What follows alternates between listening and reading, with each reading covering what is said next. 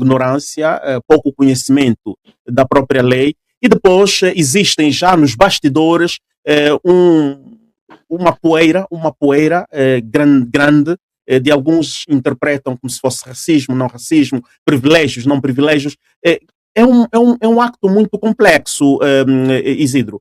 Por isso, eu quero pedir, antes que tomes mesmo a palavra, eu quero te convidar para podermos ver um quarto do que aconteceu. Temos aqui o serviço que foi registrado pelo MUDEI e jornalistas autorizados para fazerem a cobertura daquele ato. Vamos ao serviço, depois voltamos então para a tua opinião, a tua interpretação.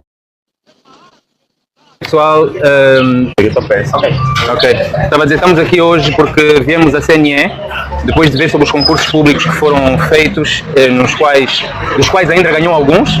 Viemos entregar uns documentos, uma solicitação à CNE sobre esses concursos, para pedir documentos que mostrem como o caderno de encargos e tudo, como o concurso foi conduzido, como foi feita a seleção das empresas, incluindo e sobretudo a Indra. Portanto, vamos entregar a carta. Como infelizmente desconfiamos que às vezes essas coisas têm impedimentos, nós estamos a fazer o direto, escolhemos fazer o direto, também vou pôr a minha a gravar, para registrar todo o processo, né? Porque devia ser tão simples quanto entregar uma carta e ir embora. Mas vamos lá ver como é que vai ser?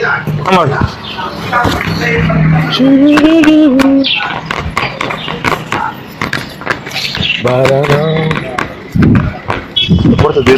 Bom dia.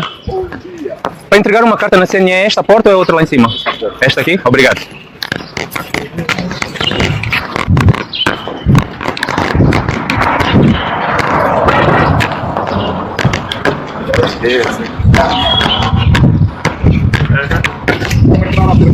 Sim. É imprensa, nós estamos a fazer um ato público de interesse público. E nós só vamos entregar a carta, só vamos entregar uma carta. Deixa ainda de afirmar isto. Pode ter uma opinião, a lei deve ser, podem afirmar ou não, já? Olha, meu cota, é assim, em princípio a lei dá-nos a permissão. Se eles ali tiverem alguma coisa contra, nós discutimos com eles. E paramos a filmagem nesse momento, está bem? Vamos dar entrada a uma carta na CNE. Para dar entrada de uma carta, mas não podem dar a afirmar. Por quê? Não, o edifício é público, o sítio é público. Nós só vamos entrar aqui na recepção, nós não vamos estruturar sítio nenhum. Bom dia. Nós vimos aqui para um assunto de interesse público e, portanto, vimos com a imprensa, vimos entregar uma carta à CNE. Acho que a recepção deve ser aqui, não é? É isso aqui. Portanto, queremos dar entrada à carta. Isso aí.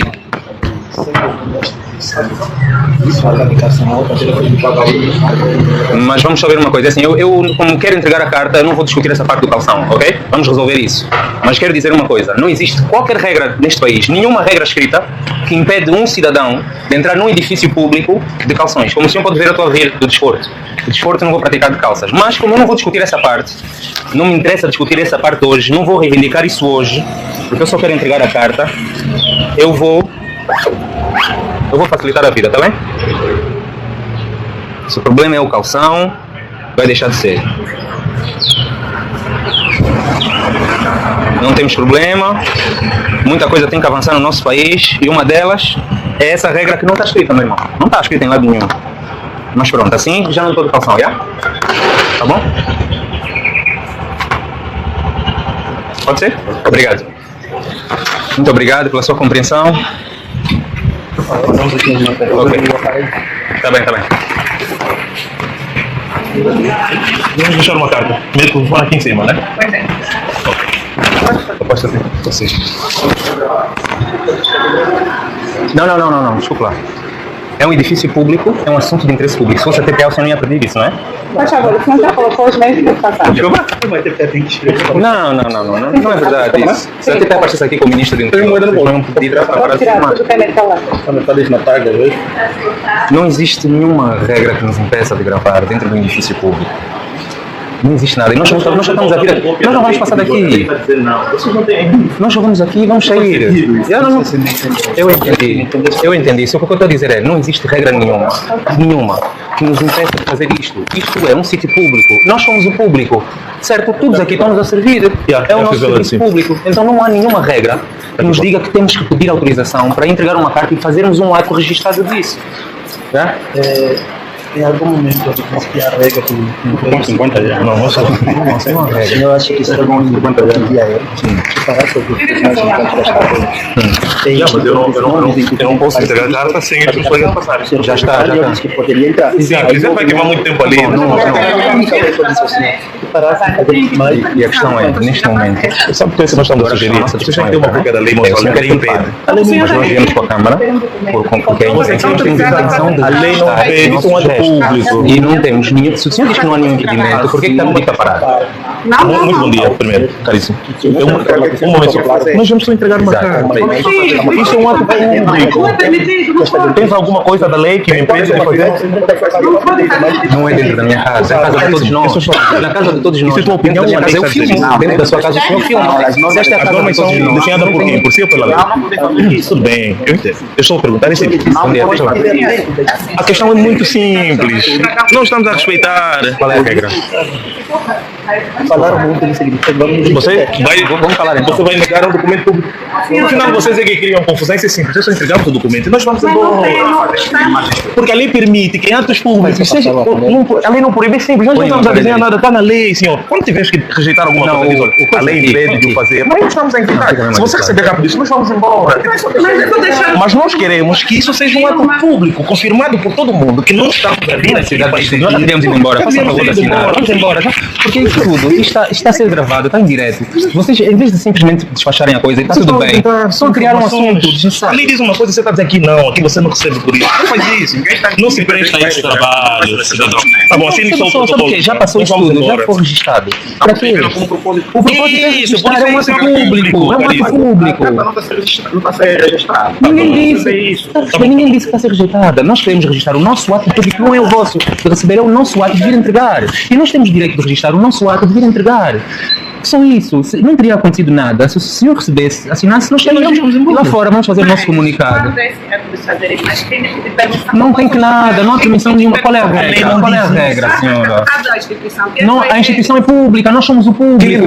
E vocês são nossos servidores, vocês são servidores públicos.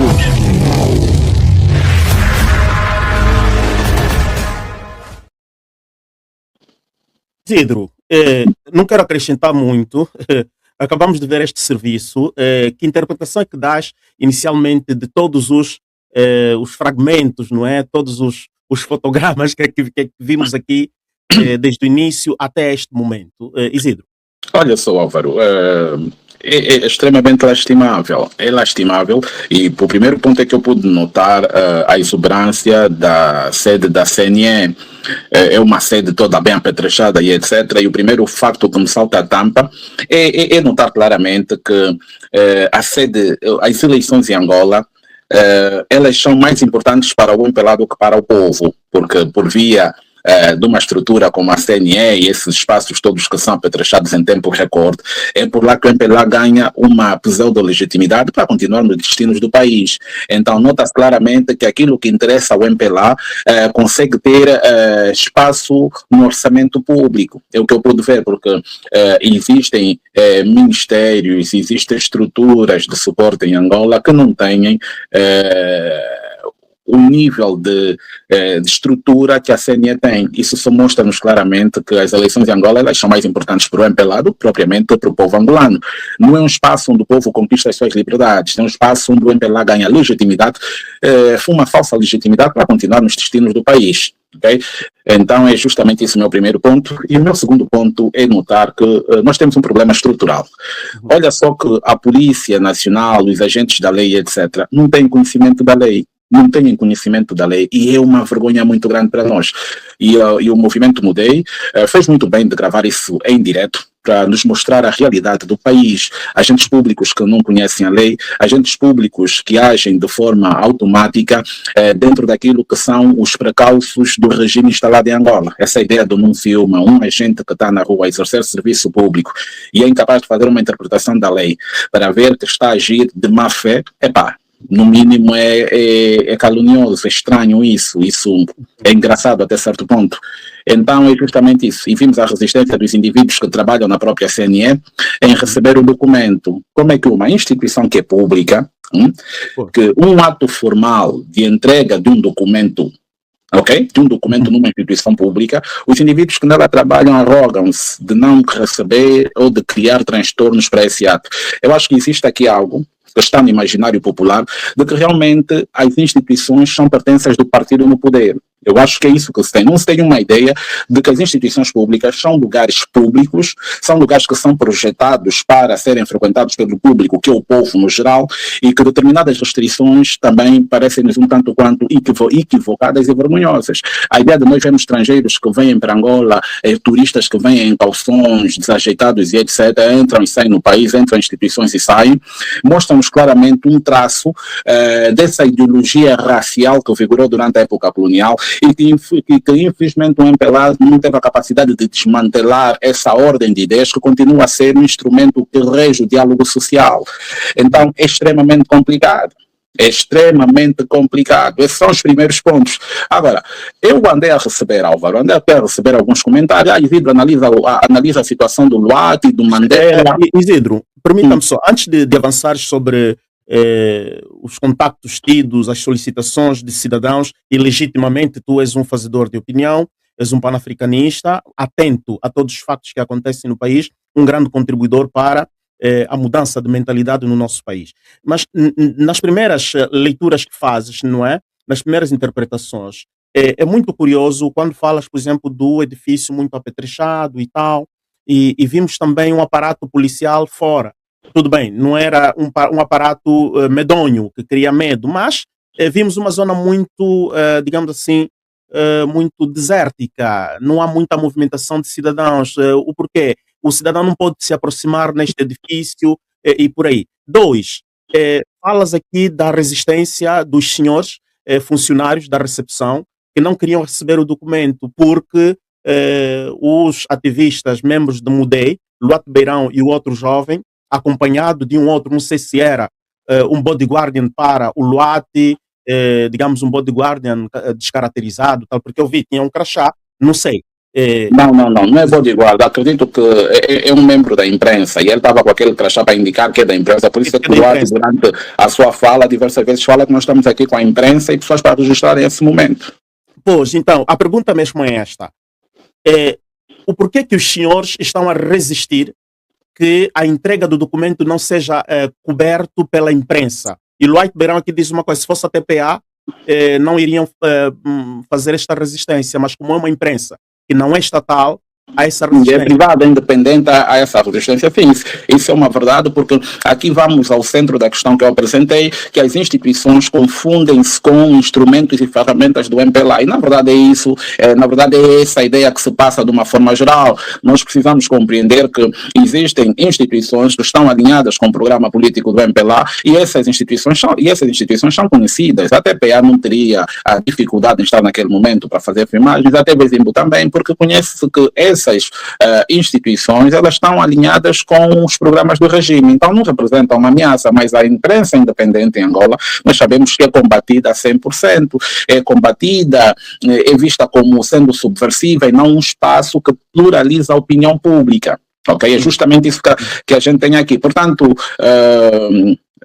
o Álvaro disse muito bem, o Luati também falou no vídeo, esteve muito bem quando diz que se fosse a TPA, realmente deixavam passar. Isso é só para também dar sustento naquilo que eu falei a princípio, de que as instituições confundem-se com ferramentas do MPLA. É justamente isso que nós temos em Angola.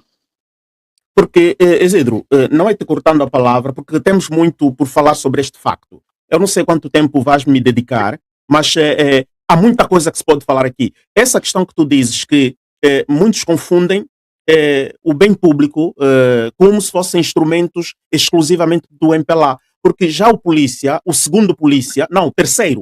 terceiro, porque ele era mesmo o terceiro, quando trava o Luati, da forma que olhava para o Luati, já olhava para o Luati como um suspeito, um que não tinha nem sequer o direito de entrar ali. Esta era a linguagem, body language, a linguagem corporal, não é, facial, daquele polícia.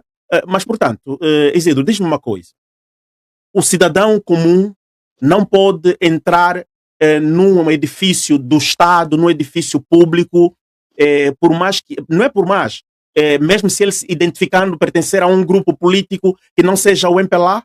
Como é que estamos nesses casos? Não, nós precisamos de entender que o MPLA manipula a sociedade angolana por via das instituições, ok? Na tipologia que o MPLA tem, que é a tipologia de partido-Estado, as instituições são elementos centrais na coordenação da própria repressão social e da ditadura, ok?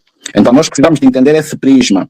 É que o MPLA, quando trabalha com instituições, faz instituições, ela apenas está a reforçar as suas estruturas que lhe garantem a perpetuação no poder. E são também espaços que constantemente são apetrechados e etc., porque são espaços que servem para acomodar indivíduos ligados à esfera política do MPLA, indivíduos que são colocados nessas instituições por confiança política e etc. Então, essas instituições, primeiro, precisam de estar bem apetrechadas, precisam de estar bem guardadas, porque elas são construídas dentro daquilo que é o interesse público, mas elas não funcionam dentro do interesse público, passando a operar dentro de uma agenda particular do próprio MPLA enquanto estrutura. Daí que nós notamos um comportamento, ok, disléxico das pessoas que estavam todas aí. O indivíduo que está na recepção não quer receber o documento, o polícia vai fazer uma abordagem ao Luat e vai falar dos calções. Tudo isso é um comportamento extremamente colonial. Ok, é um comportamento extremamente colonial, é um comportamento que mostra também a falta de literacia na abordagem da própria Polícia Nacional, também tem esse problema. E o pior, não conhecem as leis. É preciso, quando o indivíduo faz uma abordagem do gênero que vai questionar a forma com que o indivíduo está apresentado, que isso encontre respaldo dentro das leis da Constituição do país, ou das leis que regem determinado espaço público. Agora, se você é incapaz de mostrar leis, regulamentos que regulem a atividade dentro de um espaço público, você não pode ter aquela abordagem, mas essa abordagem, por acaso, é a abordagem padrão que os indivíduos da Polícia Nacional, ok, e das estruturas de segurança normalmente têm. E notou-se o quê? Que a rua está toda esvaziada e que esses espaços são espaços que recebem muita guarnição, ok, muita proteção, e que dá a impressão que nós vivemos num estado de sítio, onde as pessoas não são chamadas a se relacionar positivamente com as instituições, ok? Uhum. E elas sentem um afastamento entre o povo e as instituições. Há um afastamento, porque as pessoas não são convidadas a um diálogo aberto com as instituições. Instituições essas que são orçamentadas com dinheiro público, ok? E são projetadas dentro do interesse público, mas conforme eu disse, operam dentro da agenda do próprio regime instalado. Isidro, eu vou te dar primeiro, agora, vou priorizar o contacto que tiveste com vários cidadãos que contactaram-te e solicitaram-te por este facto, e depois queria voltar um pouco mais nesses aspectos da prática administrativa, a relação dos gabinetes públicos, gabinete é um termo, digamos assim, dos escritórios públicos que têm relacionamento direto, quer dizer, os front office, não é? O front office, como ela se relaciona com o público. Mas vamos primeiro naquela que é o testemunho que trazes dos cidadãos que te estão a contactar. Qual é a preocupação dos cidadãos? Quais são as dúvidas que eles querem tirar contigo, Isidro? Olha só, eu fui contatado por várias pessoas, enviaram-me um vídeo do Luat e tal, e muitos falavam em privilégios, não, se fosse um preto, essa hora seria espancado, se fosse isso, se fosse aquilo. Olha só a forma como estavam a olhar para o Mandela, quer dizer que se ele estivesse aí sozinho, provavelmente já teria sido alvo de uma reação violenta por parte da Polícia Nacional. Então, Isidro, por que não faz uma análise aí com relação a esse fato, atendendo a questão do que o Luat é um privilegiado e etc, ele é um privilegiado e etc. Não, olha só. Vamos entender aqui as coisas com muita calma, ok? Nós precisamos de entender o seguinte. Olha só. Em 1957, no Ghana, quando Nkrumah, durante a independência do Ghana, depois da independência do Ghana, ele teve a ideia de reunir todos os grupos socioculturais do Ghana, ok? Para definir o que seria aquele território, que antes era chamado de Golden Coast, Costa do Ouro. Ok? E essa também é a forma de nomenclatura que os ingleses arranjaram, porque normalmente identificavam os lugares pelos recursos predominantes. E como o Ghana tinha muito ouro, eles passavam a chamar de Costa do Ouro, quer dizer, é uma costa, é um território costeiro que está repleto de ouro. Então, foi durante esse acerto que o presidente Kwame Nkrumah teve com todos os grupos socioculturais daquele território que decidiram nomear Golden Coast, passou para a Ghana. E depois de terem definido isso, porque é muito importante nós compreendermos que depois da colonização, ok, a unidade cultural ela deve ser primordial, porque o sucesso da colonização ela depende do desarmamento e do desmembramento das práticas culturais que existem dentro de um determinado território. Isso causa assimilacionismo, causa desconexão identitária e causa uma série de fenômenos que impedem os povos de terem uma identidade própria, de estarem conectados com as suas raízes, com a sua história e etc. E como toda a gente sabe, isso é um fator de enfraquecimento de todo um grupo. Okay? Enfraquecimento político, enfraquecimento econômico, enfraquecimento social, enfraquecimento cultural, enfraquecimento espiritual e etc.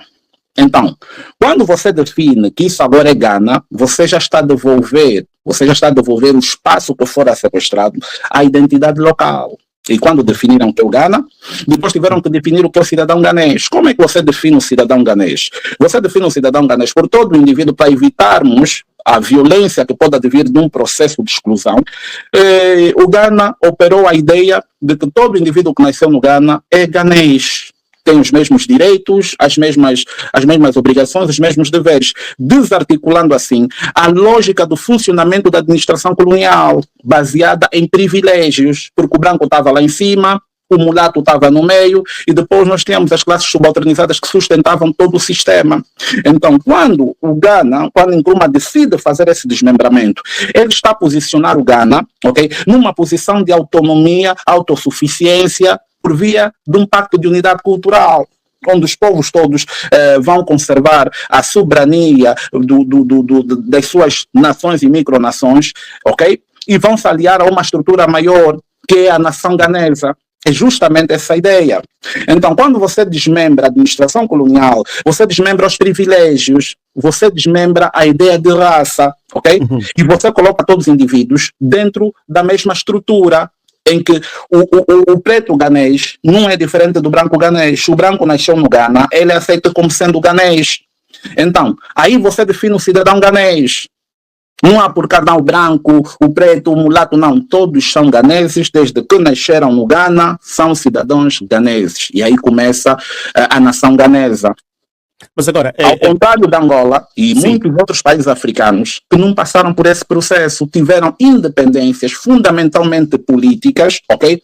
Que foram baseadas na passagem do poder para grupos e movimentos de libertação. Quer dizer, passou-se o poder da administração do Estado para grupos que combateram as forças coloniais, e esses grupos já estavam condicionados por ideologias que não se originaram dentro do continente.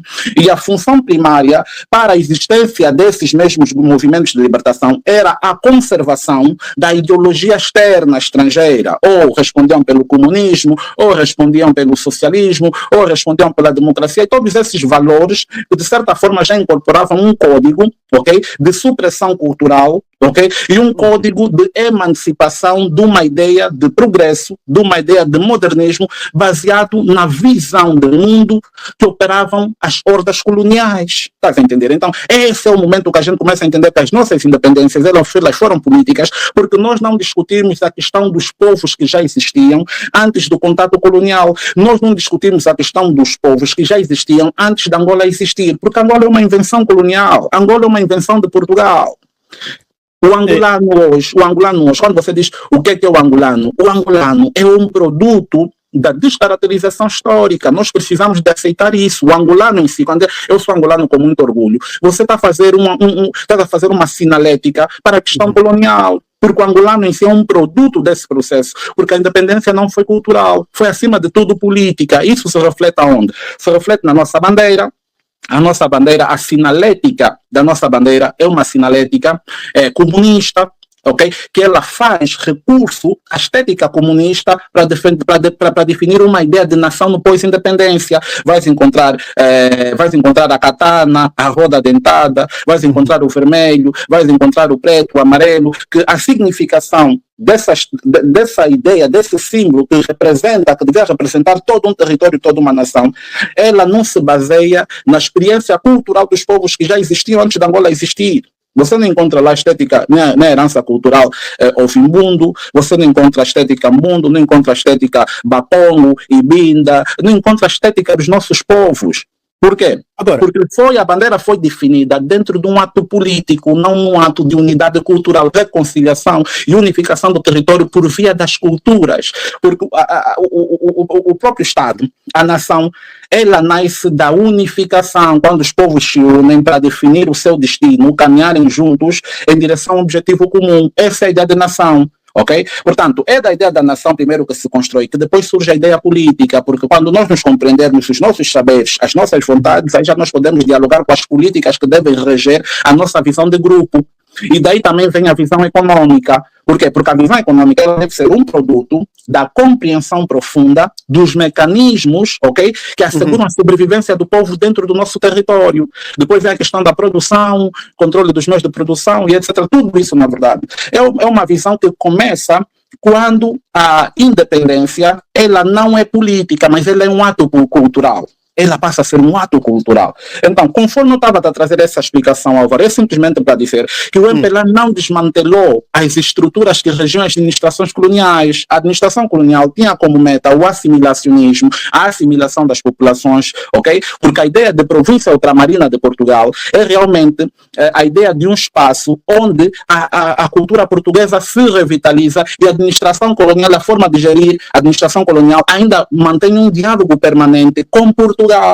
Faz entender? Então, para que isso funcione, você deve manter o quê? A estrutura de hierarquia racial, em que o branco manda, o preto está no fundo da pirâmide e os mulatos estão no intermédio. Mas, com o processo de independência, você vai colocar os pretos também lá em cima, mas os pretos assimilados, os pretos que falam português melhor que o português, os pretos que o próprio Rosa Coutinho falou que já gostam do bacalhau, já gostam do bom vinho tinto. Esses pretos assimilados, eles têm um comportamento cultural, ok, que faz com que eles produzam uma sensação de intimidade para com os valores de Portugal. Então, eles não operam em benefício dos povos, passam a operar em benefício dos interesses coloniais de Portugal.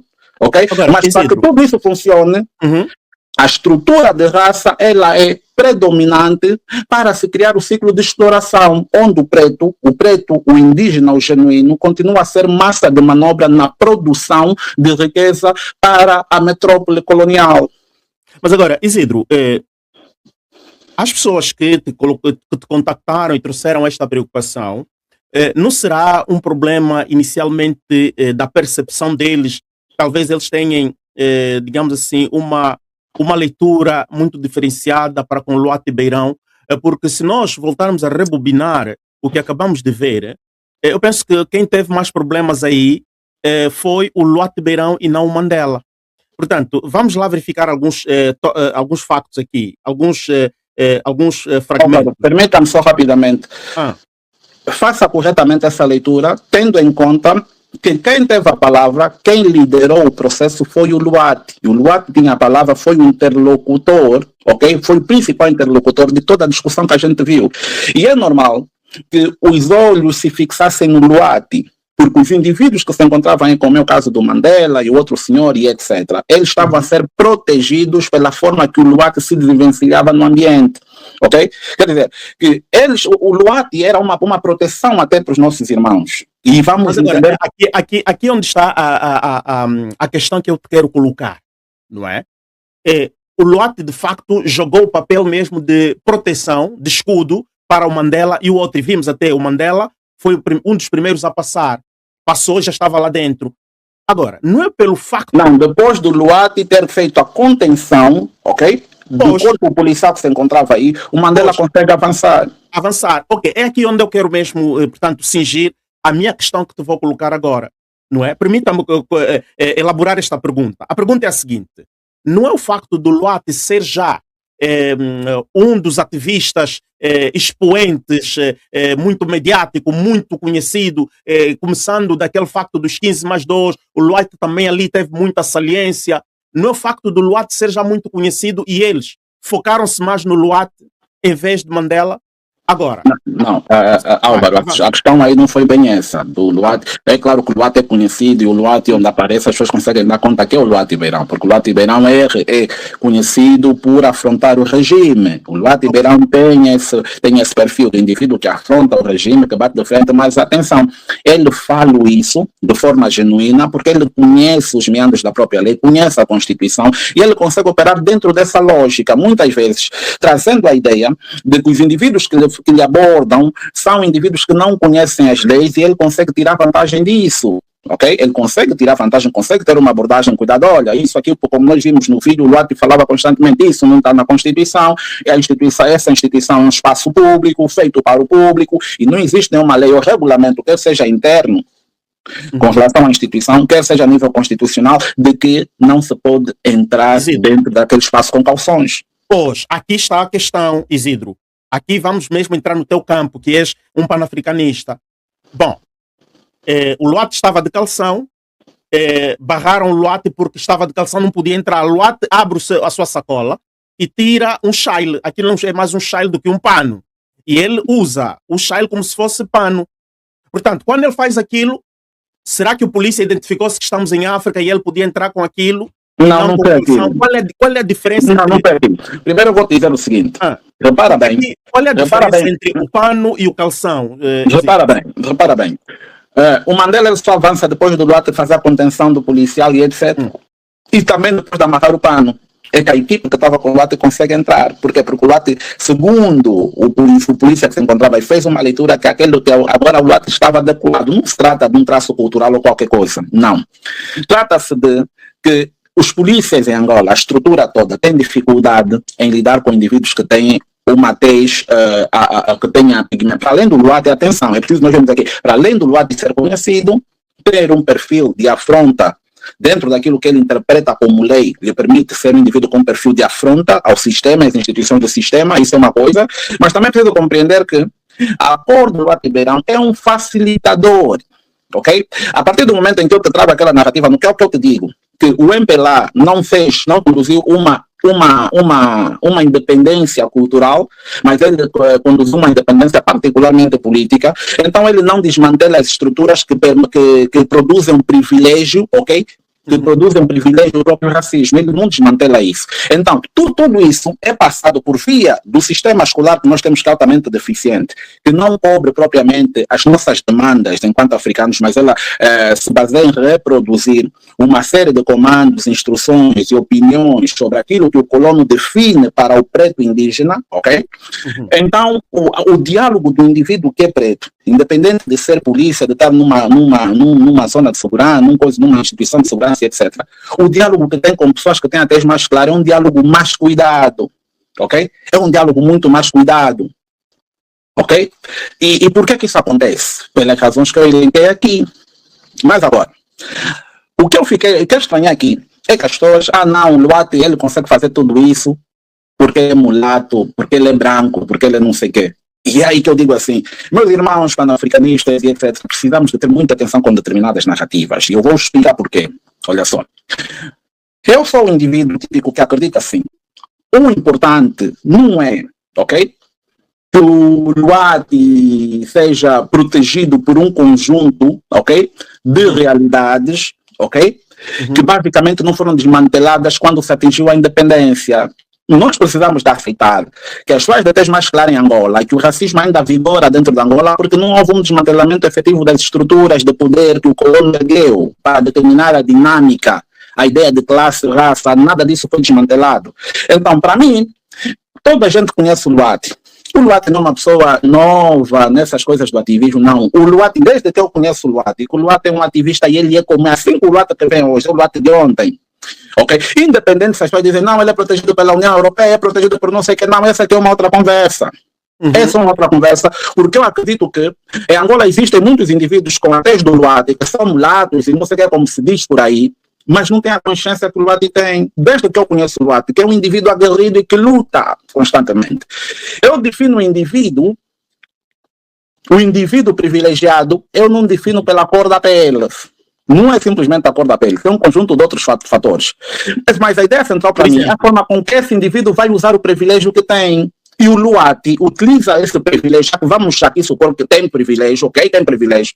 Utiliza esse privilégio para quê? Para lutar contra um sistema, ok? Contra um sistema que conserva esses mesmos privilégios. Mas neste caso, O Luati sempre, Isidro, só rapidamente, neste caso, Álvaro, deixa-me só sim. terminar. O Luati sempre lutou contra o regime angolano, independente de quais são as suas motivações, mas ele sempre lutou. O Luati, que eu conheço, um Luati que inclusive leva essa manifestação para o campo artístico, porque o Luati é rapper, toda a gente sabe que o Luati é o iconoclasta. Okay? E mesmo na música do Luati sempre foi um manifesto contra as injustiças, contra esses fenômenos todos que a gente vive em Angola. Aqui as pessoas não devem julgar o Luati, não, porque ele é isso, ele é branco, a cor da pele, não. É a consciência que o